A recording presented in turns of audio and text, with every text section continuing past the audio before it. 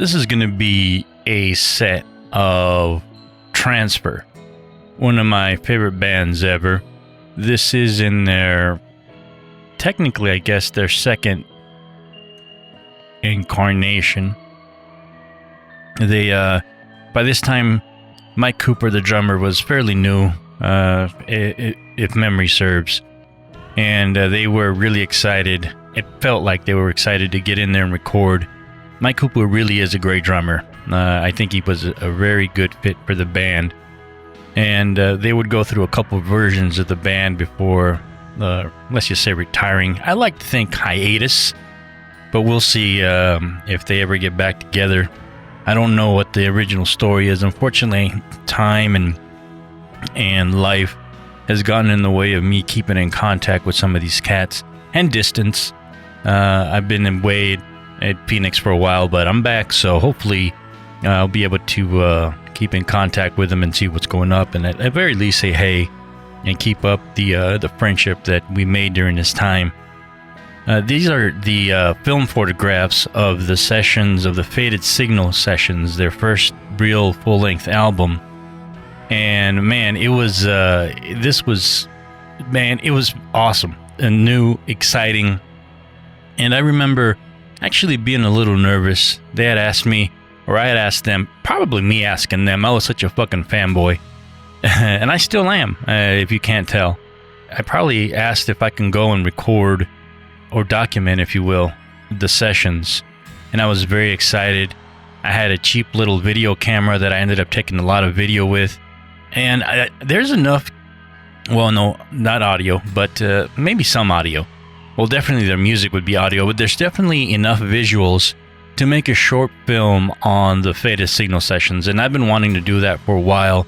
I just haven't had the time, in the sense that I haven't had the equipment, and up till now, probably the knowledge on how to at least get a basic video editing concept down. It's something that I've had to practice. And as you can tell, man, my video editing skills aren't exactly crazy. They're very, very basic. I'm not going to sit here and cut you a fucking Michael Bay Transformer scene or what have you, but it's good enough for government work, you know? Faded Signal sessions, just to give you a little bit of liner notes here, and of course you're gonna have to get the details in because this is just working off memory. I didn't even look at the liner notes. The album I have somewhere sitting around, but I'm still technically in the process of moving into my new places, and I got shit everywhere, so I wrote some things down so I wouldn't go from memory here. The original recording was at Straight Sound in Escondido, California. If I remember, the original sessions, the tracking, I think, took 2 or 3 days. We were there for a while, went there, showed up, everyone clocked in, and it was beautiful times. The artwork on the album is by Paul Drohan, and the cover is a manipulated photograph by me. It was helped and manipulated by Paul Drohan. Some of the best artwork I've seen on an album, by the way. Fucking killer.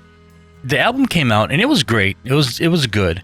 But Mario from Black Box Studio ended up remixing the album. And I think they did a couple overdubs. I'm pretty sure they re-recorded some guitar and some vocals. But man, that remix really fucking makes the album out. I recommend, if you want to go down nostalgia's sake, that you hop on my website, DannyDelaCruz.com, click on on your preferred album. I got a ton of music albums there. Set it on slideshow and just play the Faded Signal album. And while it may not sync up like Dark Side of the Moon, it syncs up pretty good. I like the way that it looks. You can look at a bunch of pictures and see what the recording process was more like. And I'm not going to pat myself on the back, but here I go. I think I captured the vibe overall in the studio. There was I think one tense moment, but it wasn't anything over dramatic. Everyone was cool, on board. Like I said, they were clocking in like they were going to work, and everyone got along. It was work. They got down and dirty with it, and man, they made a really, really fantastic album. That it really is on, as far as all my music albums, and I'm including shit like Jimi Hendrix and Pink Floyd and AC/DC and your rocks. This is really one of my favorite albums of all time. Could I be a little biased because I technically had a little bit in there of my own? Sure. But I think that, my love of music has put me in the position I am today. Now, fuck. Anyway, as I was saying, I was a little bit nervous coming into this because this is actually one of the things I've always wanted to do in my photographic career. It was one of my goals going into this when I first started out in my photography journey. I wanted to have a couple of goals. I set a couple of goals, and I wanted to meet them, and for some reason, I met them really quick, and that was because transfer allowed me to do all that. And one of them was really record a recording session or document a recording session of an album or music somehow, and transfer allowed me to do that. Scribeless the Lions allowed me to do that too. As a matter of fact, at the same studio, Grandpa Drew and the Film Flam Review allowed me to do that as well. And it's really one of my favorite forms of photographing because it puts me in a room with, in my brain or in my mind, real artists, people who fucking create shit out of nothing. If you dig music, you know what I'm talking about. And it's unlike anything else out there where these cats are really making magic. And the way that these cats work, one of these days I'll go into the story of how I actually met Transfer. It's actually a funny story. And I didn't actually tell them how I came about them until we were somewhere along the way or somewhere along the tour in Texas or something like that. But I was really nervous again coming into this. And one of the things that really got me excited was, of course, Jim Marshall is a photographer that I highly admire. May rest in peace. Any iconic rock star's photo that you see from the 60s, chances are Jim Marshall took it, and he took a lot of pictures of Jimi Hendrix, and I got right into that. Or one of the sets that actually turned me on and that I studied a little bit, as much as I could at that time, that was available online, is Jim Marshall photographed Santana in the studio. And when I saw those photographs, I knew the direction I wanted to go immediately, and I kind of got a really good sense of what a photographer should do in the studio. Now, I'm not saying that I 100% got that. I do, know that it was a goal, and whether I fell a little bit short of that, I don't know, man. I'm really proud of the work that I got while I was there, and a lot of it had to do with the sort of access that Transfer gave me, and that the other bands also gave me while photographing. And I don't think it's something that I would have had if I didn't know them or if I didn't have some sort of foundation or relationship with them. I think that someone like Jim Marshall could go in a situation without, like Santana, for instance. I don't think they would have been best buddies or went out and got drunk or hang out at a lot of places and bars. And I think it shows how professional Jim Marshall is, to where he can go into a studio with, at that point, a really big rock star and be able to capture a vibe there. Basically, be a fly on the wall and maybe inject himself into the vibe more so than I could have. Where if somebody like, I don't know, let's just say Lady Gaga comes up to me and goes, "Hey, dude, come on and photograph the sessions," I don't think I would have the same vibe as I did at the Faded Signal sessions or any photographing my friends in a studio as opposed to photographing Lady Gaga or what have you in her studio. That's just the thing. All these shots I shot on film, and I had mentioned before in one of the other things, sometimes I come up with really stupid ideas and they seem to pan out. And in this case, what I ended up doing was, of course, shooting 35mm film, and I ended up shooting also some medium format film. I took the big old, my Mamiya RC67, and I loaded it. I only had like 2 backs at that time, I believe. And one of the backs I loaded up with, I shot a bunch of film on there. I mean, I say I only had 2 backs because this is for you photographic nerds. Now I have like 12 backs, and some of them are 220 film. So it's a big difference. It was just a pain in the ass to keep reloading film and only having 2 backs. But I fucking did it. I went through it. My favorite pictures of this session are from that camera. And what I ended up doing that I don't know that I've seen in too many other studio recording sessions, photo sessions of recording sessions that aren't posed is, again, Transfer allowed me to put flashes in basically the corners of the studio. And I was allowed to go in there and shoot so that I didn't have to shoot with such a low shutter speed. As you can see, a lot of these are a little blurry. I'm pushing the film, but I'm also pushing the camera in a certain way. I was an idiot at that time. I decided that I wanted to stick to one lens instead of two lenses. And I had the digital camera as well that had one lens. And I was just making all kinds of weird decisions at the time. The film camera, the big old fat Mamiya, the RC67 medium format, I only had one lens for it.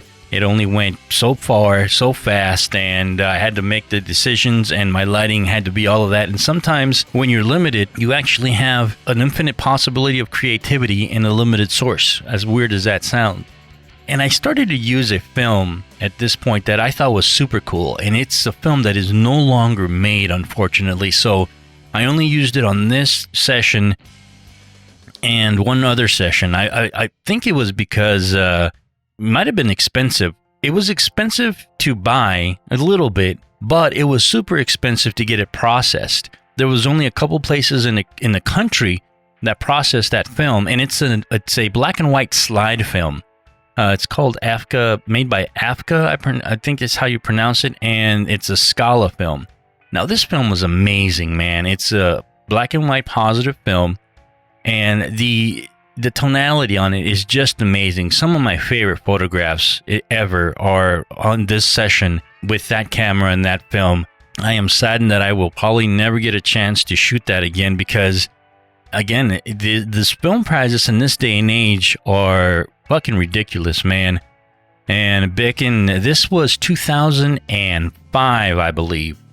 Shit, since then, film has gotten out of hand. I'm not going to get that chance ever again.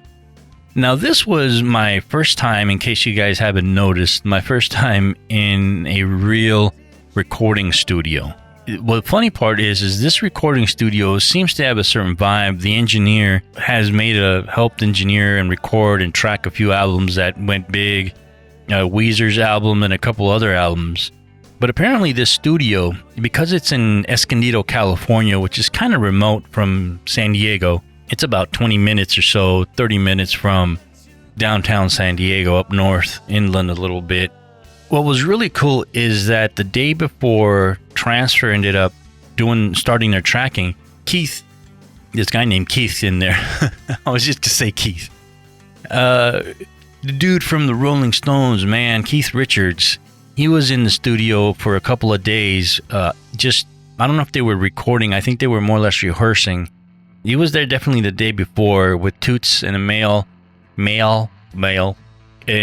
were rehearsing because they had a show the next day somewhere in San Diego, and I think they were starting their tour. I'm not exactly sure, but Keith Richards was in there, and it's almost like we can feel the vibe.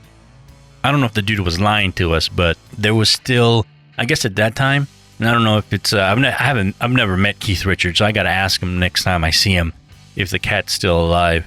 Apparently, he was there, and his favorite drink is Sunkist with vodka. And there was still some Sunkist and vodka in the fridge there, so, hey, whatever. I'll ask him for you next time I see him. My first time in this studio, and I was very curious. I was very just like wide-eyed. Again, I've never seen a real live console mixer like that. I've never seen so many just gadgets, microphones, things that I now realize as I'm recording and use a little bit of that equipment. Now I'm fully and completely impressed by what was available for them to record there. It really, for what it was, it's a pretty impressive place. It's cool. Not that. And I say it wasn't my first time as like in a studio. I had been in Black Box before.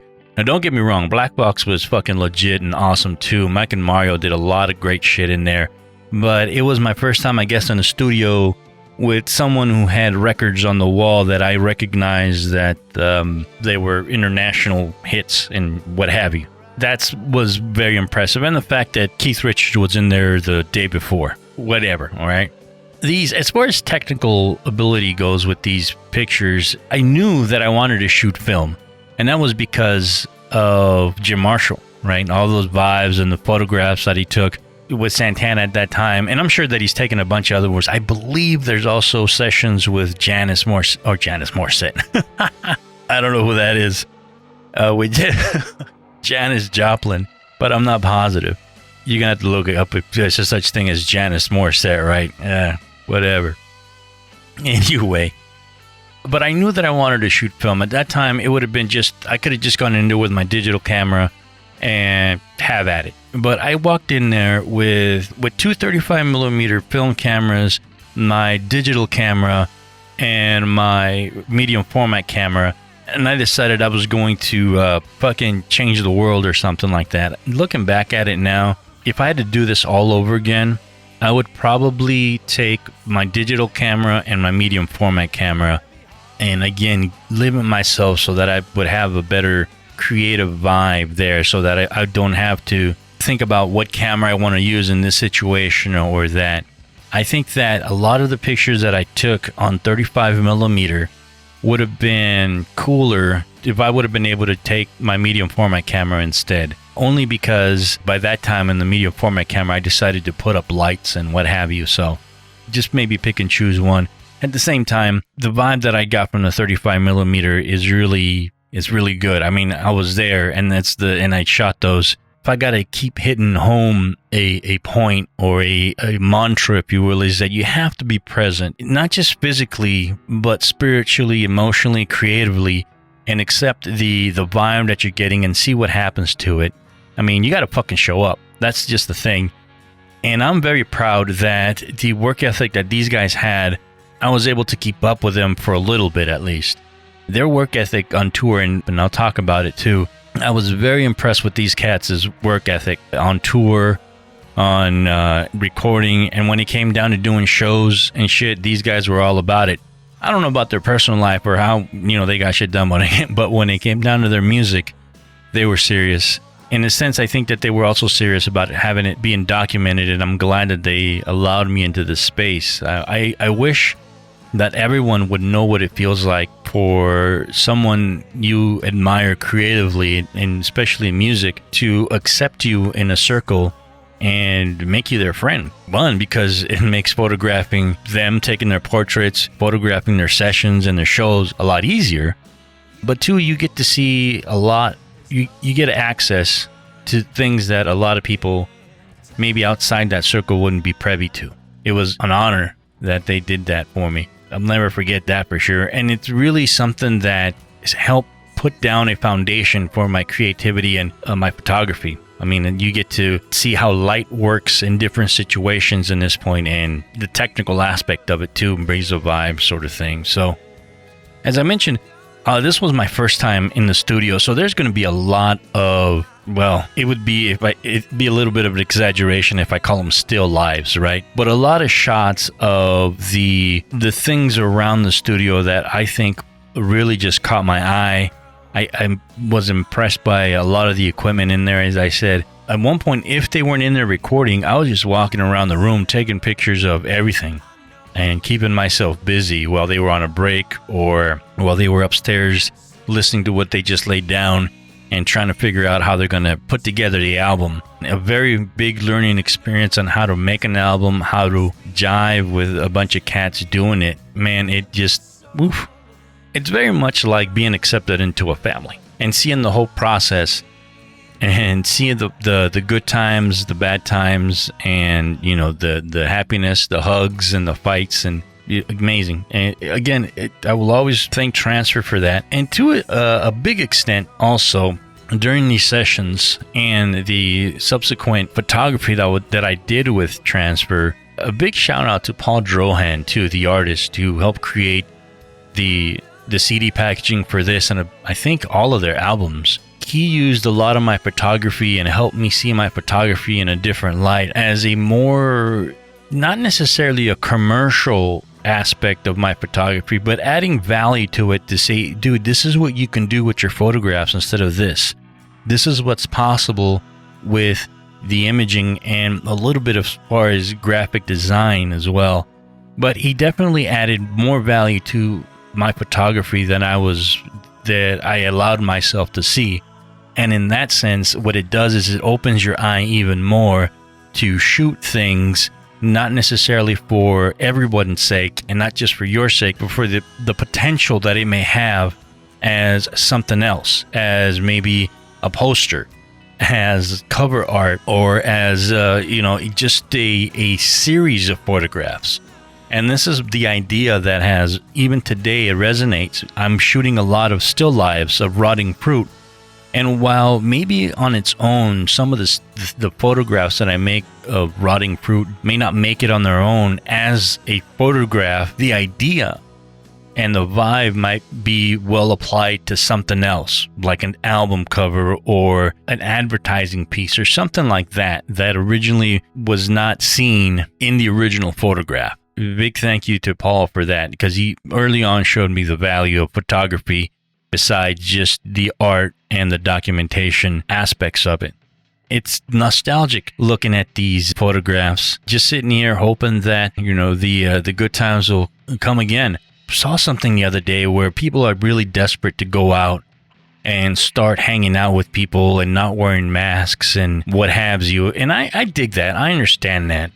I also wish that, we just practice a little bit more patience and we'll be all right. That's about all I got to say about these. Thank you so much for tuning in. I really appreciate it. I will see you guys soon. Check you later and enjoy your youth.